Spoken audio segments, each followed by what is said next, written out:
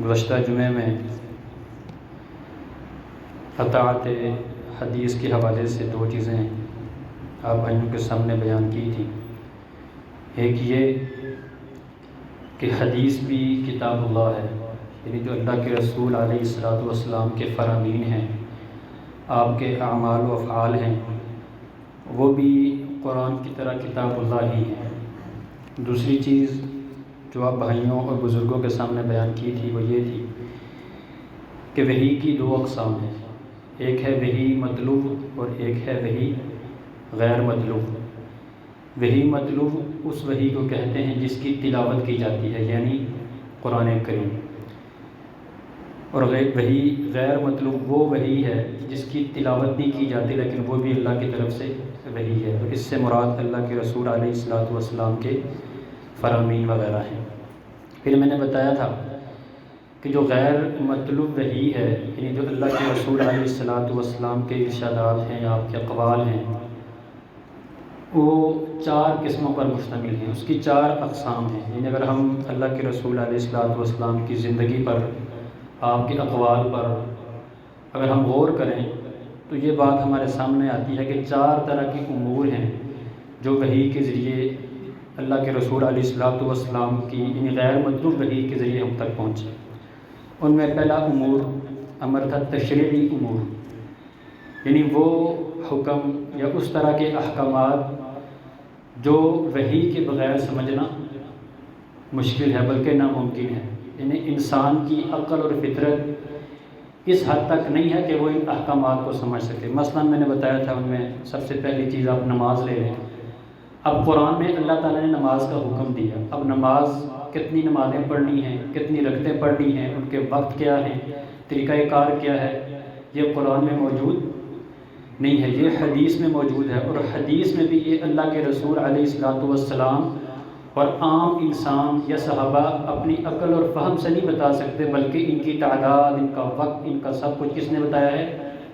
اللہ تعالیٰ ہی نے بتایا ہے۔ اس کے علاوہ جو باقی 3 امور تھے اس میں پھر انسانی عقل کا دخل ہے، مثلا تدبیری امور کہ اللہ کے رسول علیہ الصلوۃ والسلام اپنے اصحاب سے مشورہ کیا کرتے تھے، مشورے کے بعد اگر کوئی کمی یا کوتاہی رہ جاتی ہے تو پھر اللہ تعالیٰ وحی کے ذریعے آپ علیہ الصلوۃ والسلام کی اصلاح فرما دیا کرتے تھے۔ پھر تیسری چیز میں نے بتائی تھی اجتہادی امور، کہ بہت سارے ایسے احکامات کہ اللہ کے رسول علیہ الصلوۃ والسلام نے مسئلہ پوچھنے والوں کو اجتہاد کے ذریعے مسئلہ بتایا، یعنی سابقہ وحی موجود ہوتی، اسی وحی کو سامنے رکھ کر اللہ کے رسول علیہ الصلوۃ والسلام ایک نیا مسئلہ بھی بتا دیا کرتے تھے۔ اس مسئلے میں بھی یعنی اس طرح کے جو امور ہیں ان میں بھی اگر کوئی کمی یا کوتاہی رہ جاتی یا کوئی بات بتانا رہ جاتی تو اللہ تعالیٰ فرشتے کو جبریل علیہ الصلوۃ والسلام کو بھیج کر آپ علیہ الصلوۃ والسلام کی اصلاح فرما دیا کرتے تھے۔ اسی طرح چوتھی جو قسم ہے جو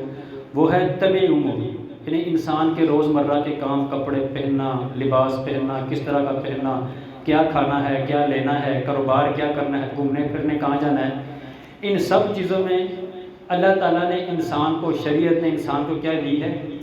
آزادی دی ہے، یعنی وہ آزاد ہے، وہ جہاں جانا چاہے گھومنے پھرنے جا سکتا ہے۔ لیکن اس میں بھی اللہ تعالیٰ نے وحی کے ذریعے انسان پر کچھ پابندیاں لگائی ہیں۔ مثلا اگر وہ کاروبار کرتا ہے تو وہ شراب کا کاروبار نہیں کر سکتا، اسی طرح جھوٹ بول کر کاروبار نہیں کر سکتا، جو مرضی کاروبار کرے، لیکن اگر کاروبار کے دوران کاروبار اس کا وہ نماز کے دوران بھی جاری ہے تو اس کا کاروبار ٹھیک نہیں ہے۔ مسجد میں آوازیں آ رہی ہیں حی علی الصلاۃ، حی علی الفلاح، وہ اپنے کاروبار میں مگن ہے تو اپنے حلال کاروبار کو وہ کیا کر رہے ہیں؟ حرام کر رہے ہیں۔ تو یعنی اگرچہ اللہ تعالیٰ نے انسان کو ان طبعی امور میں آزاد کیا ہے، لیکن یہاں پر بھی وحی کے ذریعے اللہ تعالیٰ نے انسان کی اصلاح فرمائی ہے، اور وہ وحی اللہ کے رسول علیہ الصلوۃ والسلام کے فرامین کی صورت میں موجود ہے۔ پھر میرے محترم بھائیوں یہ بات ذہن میں رکھنی چاہیے، جو حدیث ہے اللہ کے رسول علیہ الصلوۃ والسلام کی، حدیث کی 3 اقسام ہیں، ایک قولی، دوسری ہے فعلی حدیث اور تیسری ہے تقریری حدیث۔ اب قولی حدیث اس حدیث کو کہتے ہیں کہ جس میں اللہ کے رسول علیہ الصلوۃ والسلام کا فرمان ذکر ہو، یعنی صحابی کہے کہ اللہ کے رسول علیہ الصلوۃ والسلام نے یوں فرمایا، مثلا میں آپ کو حدیث بتاتا ہوں، صحیح بخاری کی حدیث ہے، اللہ کے رسول علیہ الصلوۃ والسلام نے فرمایا من کان یؤمن باللہ والیوم الآخر فلا یؤذی جارہ، کہ جو شخص اللہ پر اور یوم آخر پر ایمان رکھتا ہے وہ اپنے ہمسائے کو تکلیف نہ پہنچائے۔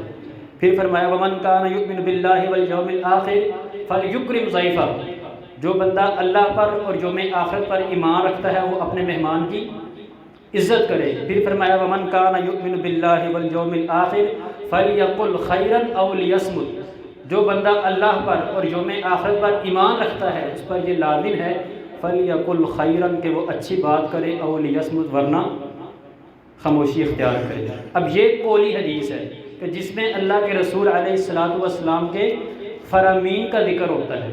حدیث کی دوسری قسم ہے فعلی حدیث، یعنی وہ احادیث جن میں اللہ کے رسول علیہ الصلوۃ والسلام کے فعل کا، آپ کے کام کا صحابہ نے ذکر کیا ہو۔ مثلا اللہ کے رسول نے ایسے کیا، اللہ کے رسول ایسے بیٹھے، اللہ کے رسول نے ایسے خطبہ دیا، اللہ کے رسول اس طرح کھڑے ہوئے، اللہ کے رسول نے کھانا اس طرح کھایا، اللہ کے رسول علیہ الصلوۃ والسلام نے پانی اس طرح پیا، اللہ کے رسول نے جہاد اس طرح کیا، یعنی جس میں صحابی اللہ کے رسول علیہ الصلوۃ والسلام کے فعل کا ذکر کریں اس حدیث کو کیا کہتے ہیں؟ فعلی حدیث۔ اور اس کی مثال سنن ابی داؤد کی حدیث ہے، حضرت انس رضی اللہ تعالیٰ عنہ فرماتے ہیں کان النبی صلی اللہ علیہ وسلم یخطب خطبتین، کہ اللہ کے رسول صلی اللہ علیہ وسلم 2 خطبے دیا کرتے تھے۔ اب یہ قول نہیں ہے، یہ صحابی نے جو آپ کو دیکھا کرتے وہ کیا کیا؟ بیان کیا۔ تو کہتے ہیں اللہ کے رسول علیہ الصلوۃ والسلام 2 خطبے دیا کرتے تھے۔ جب وہ بیٹھتے، ممبر پر چڑھتے تو بیٹھ جاتے یہاں تک کہ مؤذن فارغ ہو جاتا، یعنی ممبر پر چڑھتے جیسے جمعے میں کیا جاتا ہے، ممبر پر چڑھتے اور بیٹھ جاتے، پھر جب مؤذن فارغ ہو جاتا ثم یقوم فیخطب، پھر کھڑے ہوتے اور خطبہ دیتے، ثم یجلس، پھر بیٹھ جاتے، فلا یتکلم، اور کلام نہیں کرتے، ثم یقوم فیخطب، پھر کھڑے ہوتے اور پھر دوسرا خطبہ دیا کرتے تھے۔ اب یہ فعل ہے اللہ کے رسول علیہ الصلوۃ والسلام کا کہ آپ کیا کرتے؟ آتے، ممبر پر چڑھتے، چڑھ کر بیٹھ جاتے اور پھر اذان دینے والا اذان دیتا، اذان سے فارغ ہونے کے بعد آپ کھڑے ہوتے، خطبہ دیتے، پھر خطبہ دینے کے بعد آپ بیٹھ جاتے اور بیٹھ کر باتیں نہیں کرتے، پھر کھڑے ہو کر دوسرا خطبہ دیتے۔ یہ کیا ہے؟ فعل۔ تو اس کو کیا کہتے ہیں؟ فعلی حدیث۔ اسی طرح حدیث کی تیسری قسم ہے تقریری حدیث، یعنی وہ حدیث کہ اللہ کے رسول علیہ الصلوۃ والسلام کے سامنے کسی صحابی نے کوئی عمل کیا اور آپ نے اس پر خاموشی اختیار کی، صحابی کو منع نہیں کیا یا حکم نہیں دیا یا ڈانٹا نہیں یا ناراضگی کا اظہار نہیں کیا، اس حدیث کو کیا کہتے ہیں؟ تقریری حدیث۔ اور اس کی مثال میں آپ کو دیتا ہوں، حدیث میں آتا ہے، صحیح بخاری کی حدیث ہے کہ عبداللہ بن عمر فرماتے ہیں کہ احزاب کے دن اللہ کے رسول علیہ الصلوۃ والسلام نے اپنے اصحاب سے کہا لا یصلین احد العصر الا فی بنی قریظہ، یعنی غزوہ احزاب جاری تھا۔ تو یہ بات اگر ہم تاریخ پڑھتے ہیں اور سیرت نبی سے ہمیں جانکاری ہو تو ہمیں پھر علم ہو کہ بنو قریظہ مدینے کے اندر رہتے تھے۔ تو جب احزاب کے موقع پر پورا عرب مدینہ پر چڑھ دوڑا تھا اور ان سب عرب والوں کا یہی ایک مقصد تھا کہ ہم نے اہل مدینہ کی اس چھوٹی سی ریاست کو کیا کرنا ہے؟ ختم کر دینا ہے۔ تو وہاں پر اللہ کے رسول علیہ الصلوۃ والسلام نے یہودیوں سے یہ معاہدہ کیا تھا کہ آپ ہمارے حلیف ہیں، آپ ہمیں اندر سے نقصان نہیں پہنچائیں گے، بلکہ جو باہر کا دشمن مدینے پہ حملہ آور ہوگا آپ ہمارے ساتھ مل کے مدینے کا دفاع کریں گے۔ اب اللہ کے رسول علیہ الصلوۃ والسلام غزوہ احزاب کے موقع پر مدینے کا دفاع کرنے کے لیے اس شہر کے کناروں پہ چلے گئے، مطلب جہاں پہ وہ خندقیں کھودی ہوئی تھی وہاں پہ چلے گئے۔ اندر سے بنو قریظہ والوں نے غداری کر دی، یہودی تھے، اتنی شروع سے یہ فطرت رہی ہے کہ یہ غداری کرتے ہیں، دھوکہ دہی کرتے ہیں، تو انہوں نے غداری کر دی۔ اب جب غزوہ احزاب ختم ہوا تو عصر کا ٹائم ہونے کے قریب تھا، اللہ کے رسول علیہ الصلوۃ والسلام نے اپنے تمام صحابہ کو، انہی لشکر والوں کو جنہوں نے غزوہ احزاب میں شرکت کی تھی، سب کو یہ حکم دیا کہ تم میں سے کوئی بندہ بھی یہاں عصر کی نماز نہ پڑھے، ہر ایک جا کے عصر کی نماز کہاں پڑھے؟ بنو قریظہ میں، یعنی جہاں بنو قریظہ رہتے ہیں وہاں جا کر ہم سب کیا کریں گے؟ عصر کی نماز ادا کریں گے۔ اب ایسا ہوا، فرماتے ہیں عبداللہ بن عمر، یہ صحیح بخاری کی حدیث ہے کہ فَأَدْرَكَ بَعْضُهُمُ الْعَصْرَ فِي الطَّرِيقِ، اب وہ راستے میں ہی تھے، ان میں سے بعض کو عصر کی نماز کا وقت ہو گیا۔ یعنی اللہ کے رسول کا حکم کیا تھا کہ نماز کہاں پڑھنی ہے؟ بنو قریظہ میں جا کے، ابھی وہ راستے میں تھے تو عصر کی نماز کا وقت ہو گیا۔ اب بعض نے کہا کہ ہم تو بنو قریظہ میں جا کر ہی نماز پڑھیں گے، کیونکہ اللہ کے رسول نے کہا تھا کہ کہاں نماز پڑھو، بنو قریظہ میں جا کے۔ بعض نے کہا اللہ کے رسول کی یہ مراد نہیں تھی کہ ہم نے نماز وہیں جا کے پڑھنی ہے، مقصد یہ تھا کہ فوری نکلو، نماز جہاں وقت آ جائے وہیں پڑھ لینا، ہم نے یہاں نماز نہیں پڑھنی۔ یعنی ہوتا ہے نا بندہ کہتا ابھی انتظار کرتا ہوں نماز پڑھ کے پھر نکلوں گا، مقصد یہ تھا اللہ کے رسول صلی اللہ علیہ وسلم کے بتانے کا کہ نکلو یہاں سے، یہاں پہ رکنا نہیں ہے، ٹھہرنا نہیں ہے جب تک جا کے بنو قریظہ والوں سے انتقام نہ لے لے۔ لہذا اللہ کے رسول کا یہ مطلب نہیں تھا کہ نماز پڑھنی نہیں ہے وقت آ جائے تو، کیا پتہ بنو قریظہ پہنچتے پہنچتے ہمارا عصر کا وقت ہی گزر جائے۔ اب بعض نے نماز پڑھ لی، بعض نے نہیں پڑھی۔ اب جب یہ معاملہ اللہ کے رسول علیہ الصلوۃ والسلام کے سامنے پیش کیا گیا کہ آپ نے یہ حکم دیا تھا بنو قریظہ میں جا کے نماز پڑھنا، بعض نے تو ادھر ہی آ کر پڑھی، لیکن بعض نے عصر کا وقت ہوا تو جہاں پر عصر کا وقت ہوا انہوں نے وہیں پر عصر کی نماز پڑھ لی۔ تو حدیث میں آتا ہے، صحیح بخاری کی حدیث ہے، فرماتے ہیں عبداللہ بن عمر کے فلم یعنف واحدا منہم، اللہ کے رسول علیہ الصلوۃ والسلام نے ان میں سے کسی ایک پر بھی غصے کا اظہار نہیں کیا۔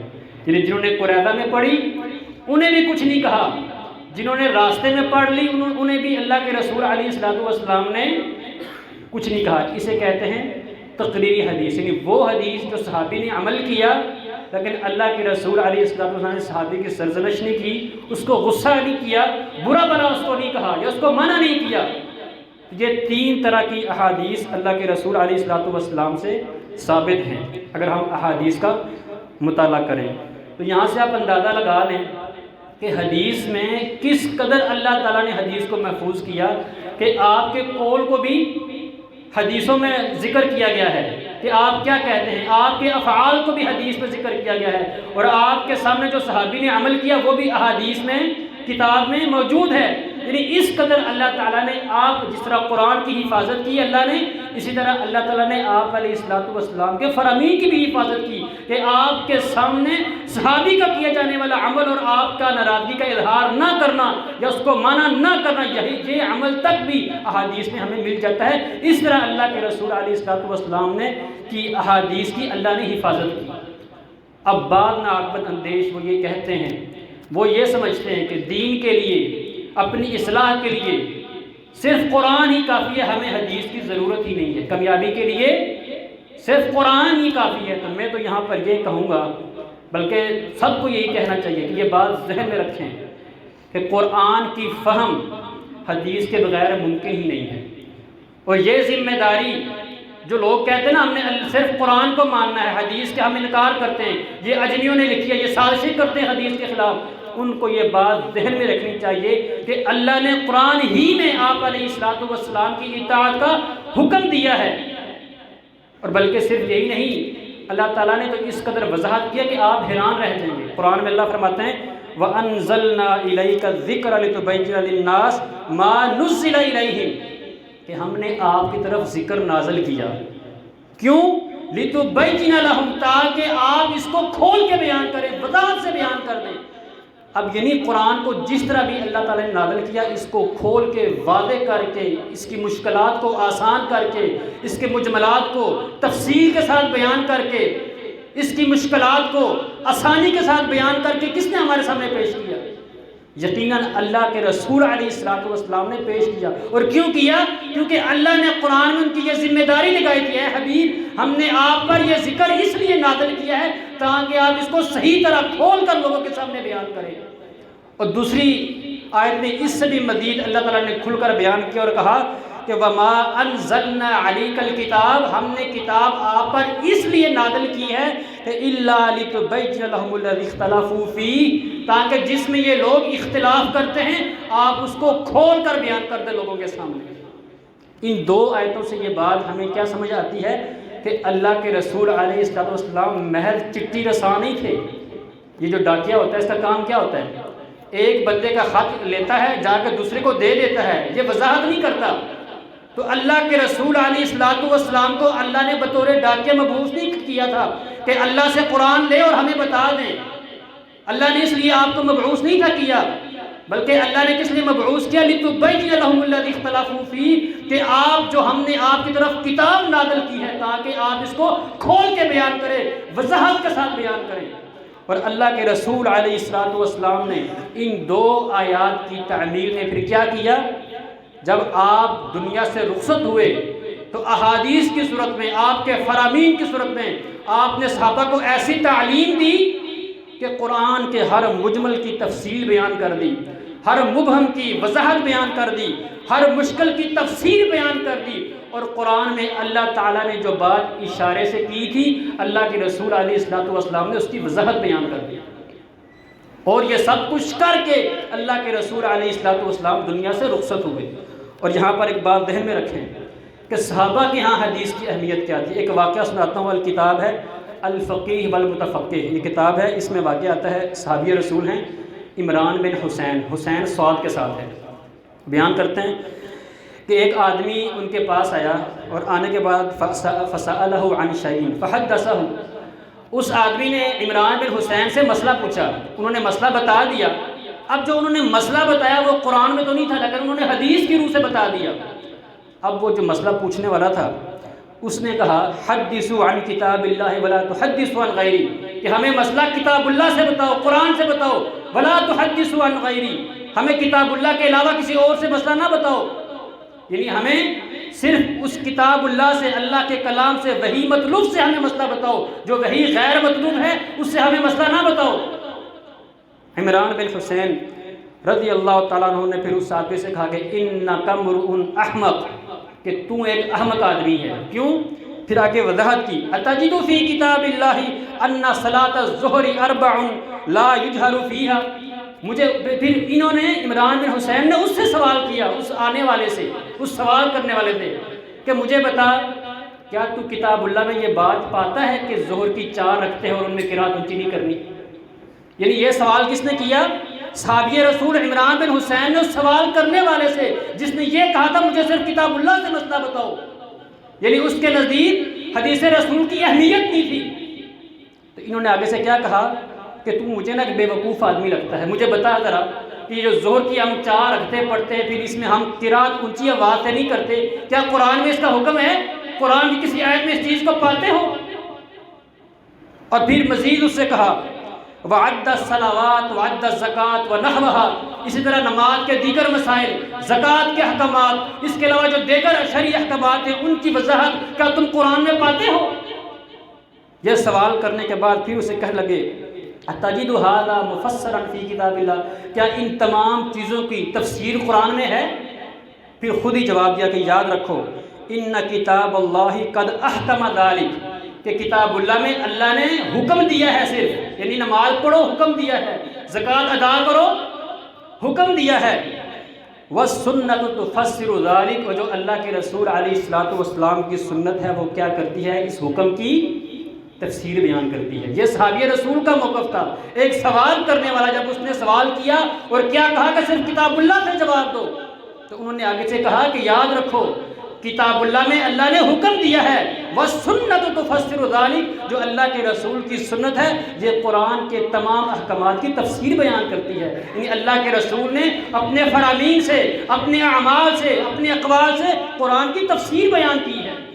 جبکہ لوگ کیا کہتے ہیں کہ ہم نے قرآن کو ماننا ہی نہیں ہے، اور ہم نے حدیث کو ماننا ہی نہیں ہے، ہم صرف قرآن کو بطور حجت اور بطور دلیل لیں گے۔ اور یہ بات ذہن میں رکھو کہ جو لوگ حدیث پر عمل کرتے ہیں اس کی بہت زیادہ فضیلت بھی ہے۔ ایسا نہیں ہے کہ جو بندہ حدیث پر عمل کرے تو اس کو کچھ نہیں ملے گا، بس عمل ہی کر رہا ہے، نہیں، اس کی باقاعدہ فضائل ہیں، فضائل تو بہت زیادہ ہیں۔ چند ایک فضائل آپ بھائیوں کے سامنے بیان کرتا ہوں۔ سب سے پہلی فضیلت تو یہ ہے کہ جو بندہ اللہ کے رسول علیہ السلام کی سنتوں پر عمل کرے گا تو وہ اللہ تعالیٰ کی رحمت حاصل کر لے گا۔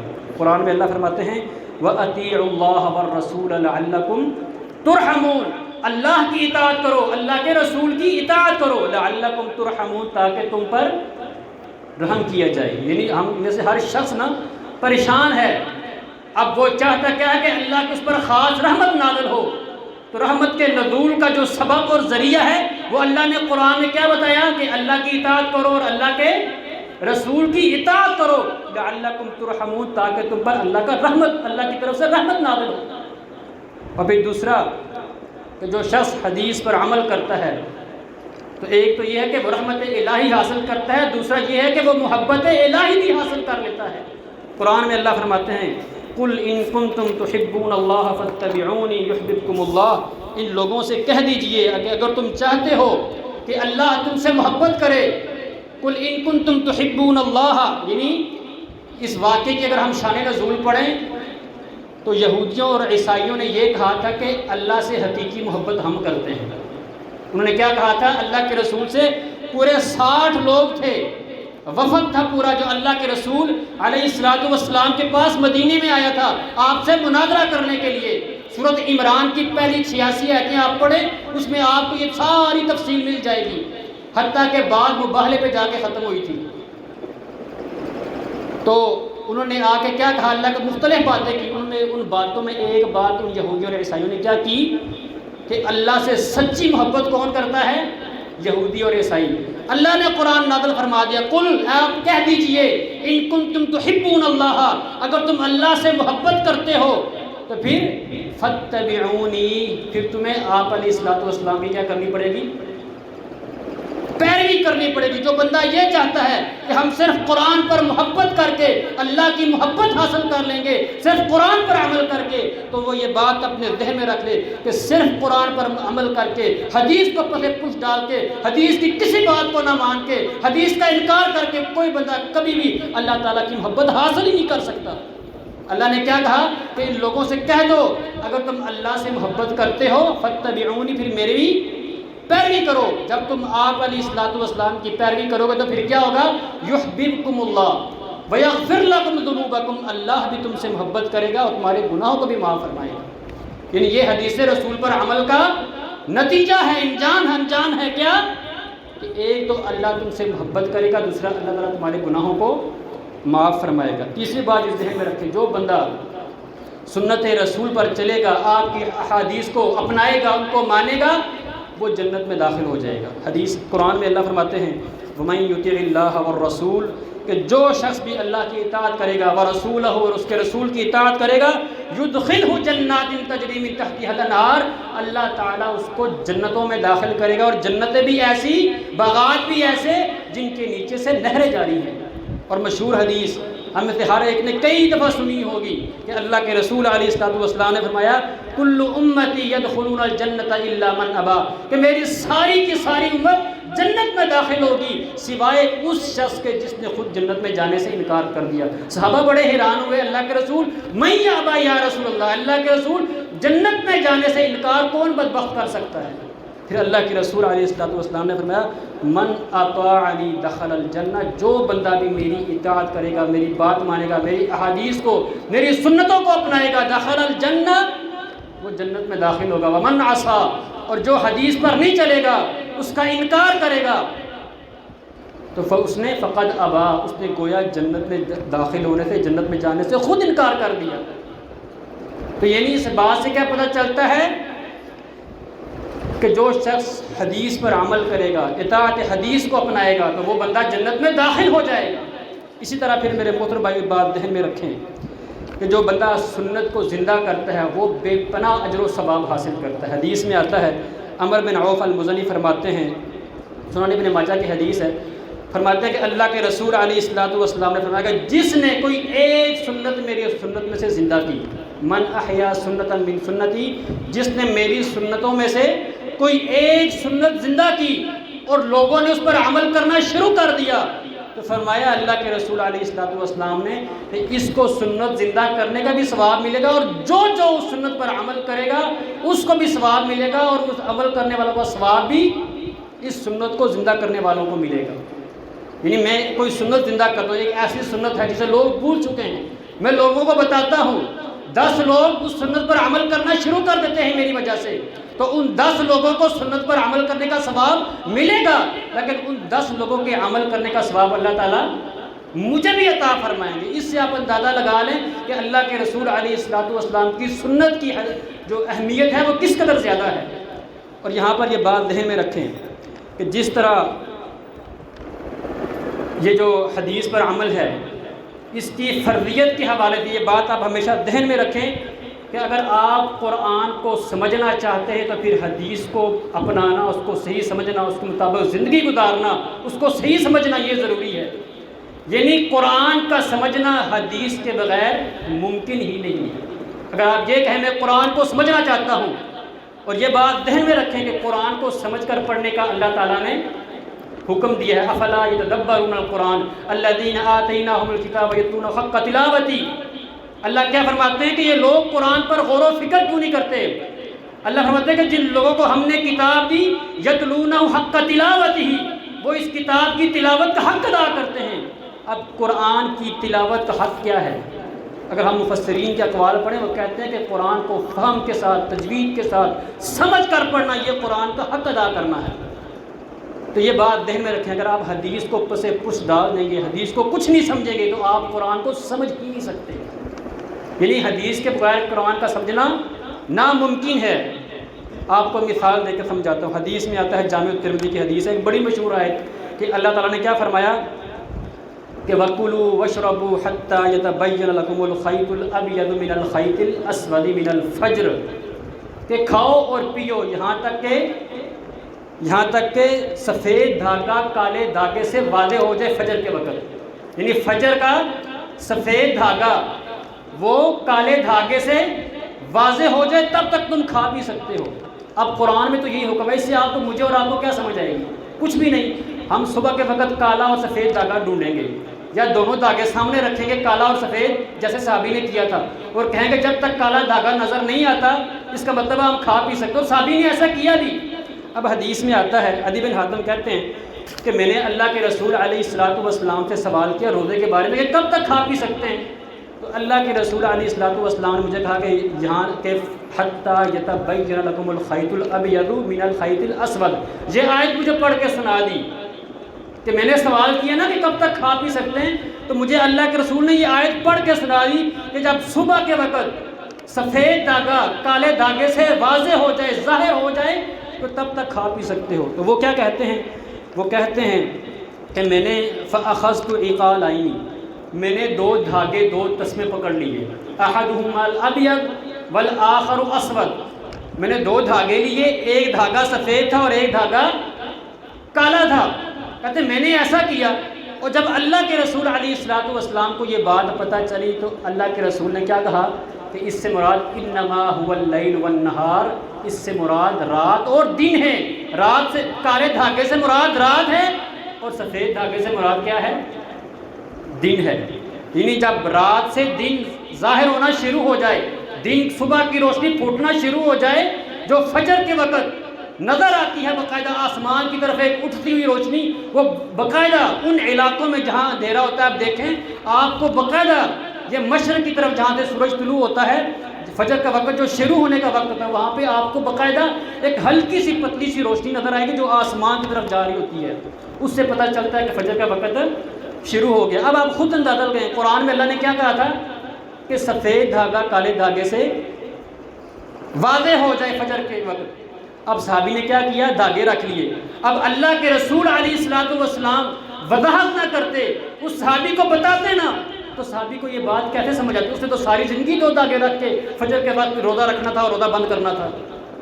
تو اس سے یہ بات کیا پتہ چلتی ہے اس حدیث سے کہ اگر آپ قرآن کو سمجھنا چاہتے ہیں تو حدیث کے بغیر قرآن کو سمجھنا ناممکن ہے۔ اسی طرح یہ بات ذہن میں رکھیں کہ حدیث کے بغیر دین نامکمل ہے۔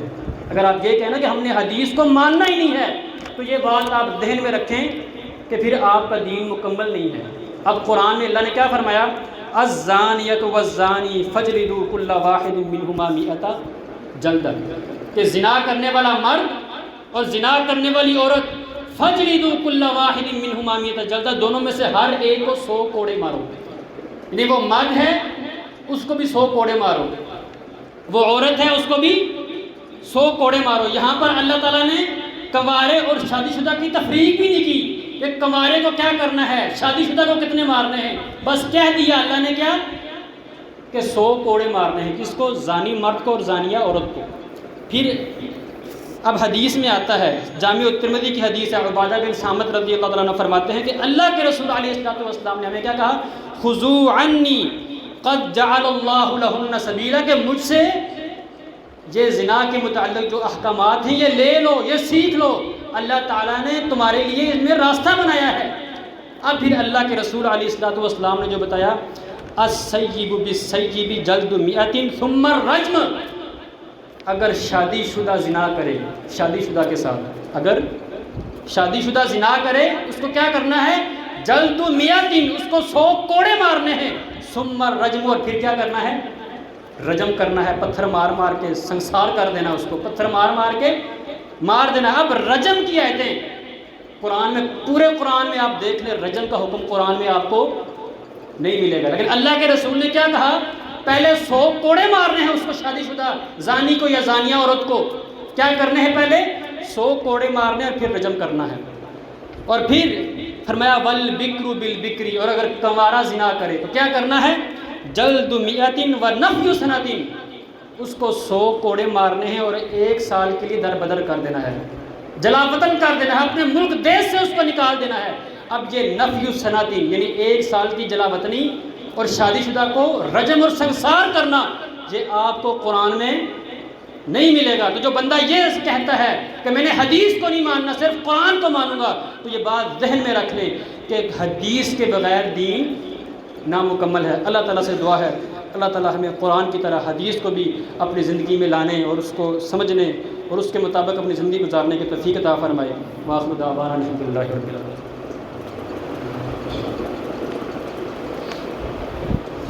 إن الحمد لله نحمده ونستعينه ونستغفره ونعوذ بالله من شرور أنفسنا ومن سيئات أعمالنا